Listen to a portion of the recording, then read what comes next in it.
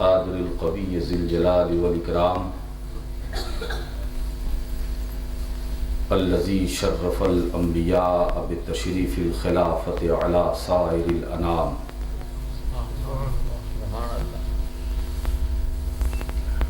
والصلاة والسلام على سيدنا ومولانا محمد رسول الله عليه الصلاة والسلام وعلى آله الكرام وأصحابه العظام من يومنا إلى يوم القيامة. أما بعد،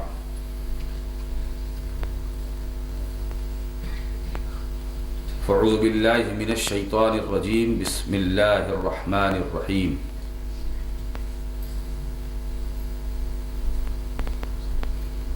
لا أقسم بهذا البلد وأنت حل بهذا البلد. صدق الله العلي العظيم وصدق رسوله النبي الأمين الأمي الكريم ونحن على ذلك لمن الشاهدين والشاكرين والحمد لله رب العالمين. بارك الله لنا ولكم في القرآن العظيم ونفعنا وإياكم بالآيات والذكر الحكيم إنه تعالى جواد كريم ملك بالرؤوف الرحيم. بارگاہ رسالت میں درود شریف کا نذرانہ پیش کریں. اللہم صلی علی سیدنا و مولانا محمد وعلی آلِ سیدنا و مولانا محمد. ایک بار اور ہدیہ درود پیش کر لیں. اللہم صلی علی سیدنا و مولانا محمد وعلی آلِ سیدنا و مولانا محمد وبارک وسلم. ایک بار اور ہدیہ صلاۃ پیش کر لیں. مجھے اس شہر مکہ کی قسم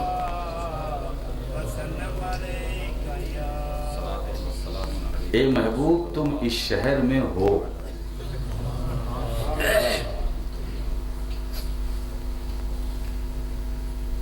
یہ ترجمہ اس آیت کریمہ کی جس کی میں نے تلاوت کی سعادت حاصل کی. مجھے اس شہر مکہ کی قسم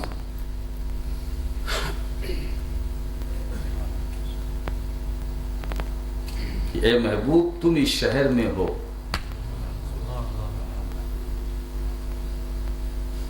رب تبارک و تعالیٰ اس آیت کریمہ کے اندر جو قسم فرما رہا ہے، وہ قسم کھا رہا ہے، یاد فرما رہا ہے، تو قسم کھانے کی وجہ بھی بدلا دی. قسم کھانے کی وجہ بھی بدلا دی. اگر کوئی پوچھے کہ مولا تو نے شہر مکہ کی قسم کیوں کھائی، تو جواب اسی آیت کے اندر وَأَنْتَ حِلٌّ بِهَذَا الْبَلَدِ. مجھے اس شہر کی اس لیے قسم کہ میرا محبوب اس شہر میں ہے.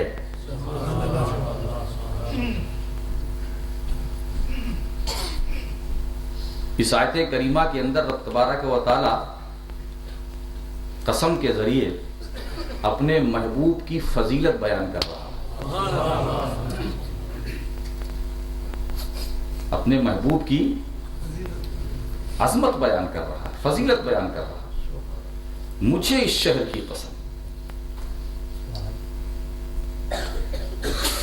اور یہ وہ شہر ہے جس کے تعلق سے قرآن کریم میں ایک دوسرے مقام پر وَالتِّينِ وَالزَّيْتُونِ وَطُورِ سِينِينَ وَهَٰذَا الْبَلَدِ الْأَمِينِ. مجھے اس بلد امین، شہر امین کی قسم. یہ امن والے شہر مکے کی قسم.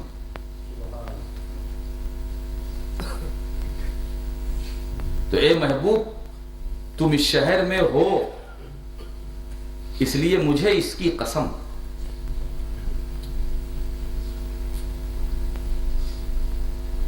کیا خوبصورت انداز سے رب تبارک و تعالیٰ اپنے حبیب صلی اللہ علیہ وسلم کی نعت بیان فرما رہا ہے. وہ بھی نعت ایسی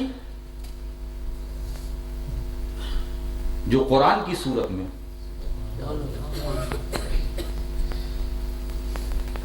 یعنی لوگ اپنی اپنی زبان میں حضور کا ذکر کرتے ہیں، مگر قرآن خود مداح رسول، قرآن خود رسول کی تعریف کر رہا ہے، قرآن خود رسول کی تعریف کر رہا ہے۔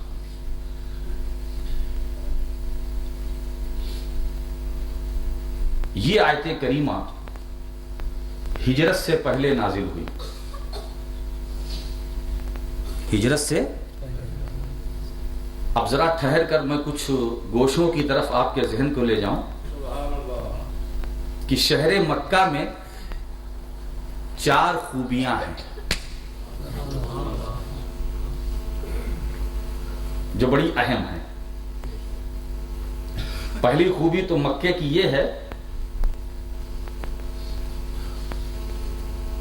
کہ اس شہر کو حضرت سیدنا ابراہیم خلیل اللہ نے بسایا۔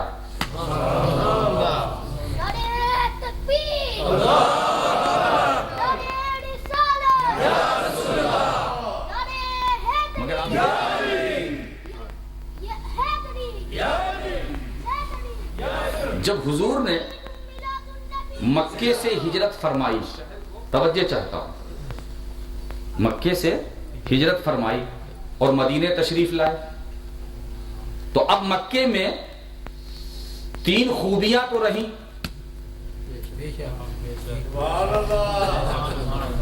حضور نے ہجرت فرمائی تو مکے میں 3 باتیں تو رہیں۔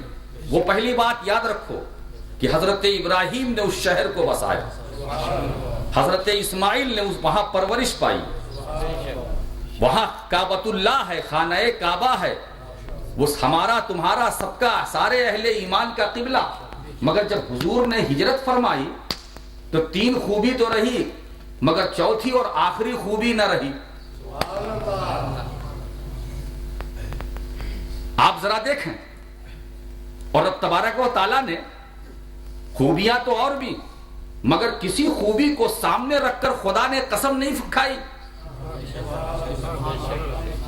بات ہو سکتی تھی کہ میرے خلیل نے اس شہر کو آباد کیا،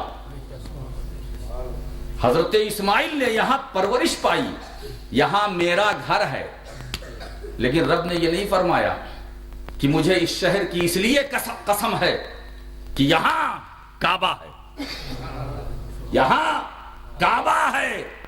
آپ ذرا دیکھیں کہ قسم جو رب کائنات فرما رہا ہے وہ کعبہ کی وجہ سے نہیں، جانے کعبہ کی وجہ سے۔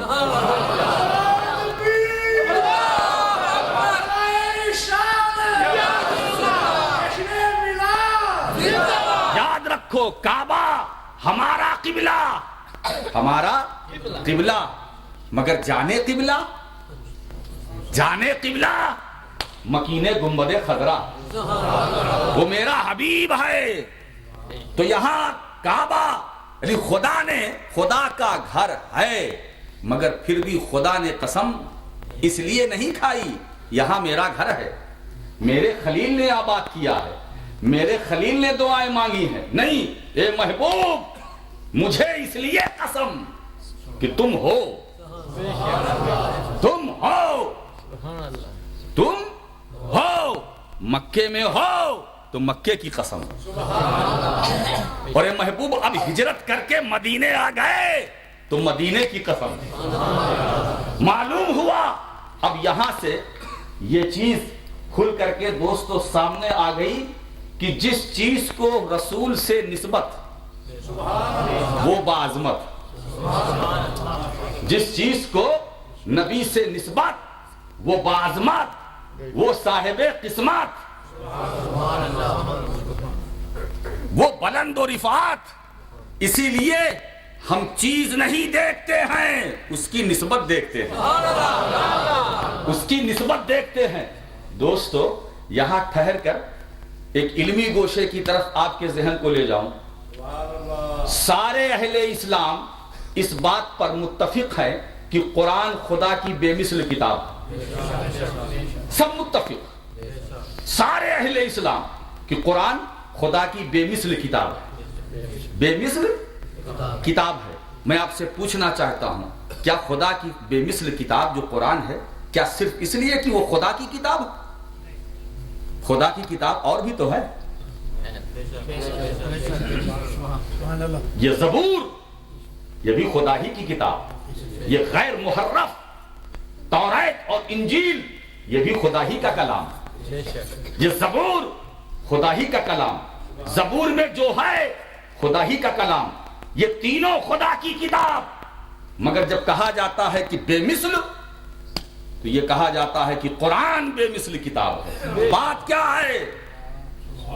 اس لیے کہ جہاں تک خدا کی کتاب ہونے کی بات ہے تو کتابیں تو اور بھی ہیں. پھر یہ کیوں کہا جاتا ہے کہ قرآن بے مثال کتاب, قرآن لاجواب کتاب, قرآن بے نظیر کتاب, قرآن کا کوئی جواب نہیں؟ یہ بے مثل کیوں کہا؟ تو بات کچھ اور ہے. صرف کتاب الہی ہونا یہاں یہی نہیں ہے. اب تلاش کرو. جب میں تلاش کیا تو دوستو یہ نقطہ سامنے اس لیے ابھر کر آ گیا, سامنے آیا کہ قرآن جو خدا کی بے مثل کتاب ہے وہ اس لیے ہے کہ اس کتاب کی نسبت مصطفیٰ سے ہے. اس کتاب کی نسبت مدینے والے سے ہے. مدینے والا بے مثال, اس پر اترنے والا ہر ایک کو نسبت رسول سے. آپ ذرا سوچیں, کم و بیش 1,24,000 انبیاء کرام, ہر ایک کو نسبت رسول سے. اسی لیے دوستو میں کہتا ہوں کہ آنے والا بہت بعد میں آیا. آنے والا بہت بعد میں, آنے والا سب سے بعد, آنے والا سب کے آخر میں, بہت بعد. مگر میں دیکھتا ہوں کہ آنے والا جس کو آپ کہتے ہیں بہت آخر میں آیا وہ بہت پہلے بھی ہے. سب سے پہلے بعد بھی ہے, پہلے بھی ہے. یہ آنے والا عجیب و غریب شان کا مالک, پہلے بھی بعد بھی. یہ آنے والا ایسی شان کا مالک, اول بھی آخر بھی.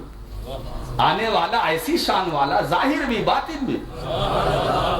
آنے والا ایسی شان کا مالک کہ ہر ایک اس کا منتظر, ہر ایک اس کا منتظر. اور یاد کرو, سمجھو کہ انتظار کرنے والوں کی لسٹ کم و بیش 1,24,000 انبیاء کرام. سوچو دوستو, انتظار یعنی منتظر کی لسٹ اتنی لمبی, منتظرین کی فہرست اتنی لمبی, اور ان تمام منتظر انتظار کرنے والوں کا جو منتظر ہے وہ ایک, منتظر ایک اور منتظر بے شمار. منتظر ایک, منتظر بے شمار اور منتظر ایک. آپ سوچو, اور منتظر کے بیچ میں جو انتظار ہے, منتظر اور منتظر کے بیچ میں جو انتظار ہے وہ انتظار کتنا عظمت والا ہے. وہ اس کا تقدس, اس کی عظمت اور عفت ہے. میرے دوستو, ہر ایک کا منتظر وہ محبوب داور, وہ محبوب داور آیا تو فخر آدم و بنی آدم بن کر آیا, تو مالک رقاب امم بن کر آیا, تو علی سے بے کسا بن کر آیا, تو چارہ سازے درد مندہ بن کر آیا,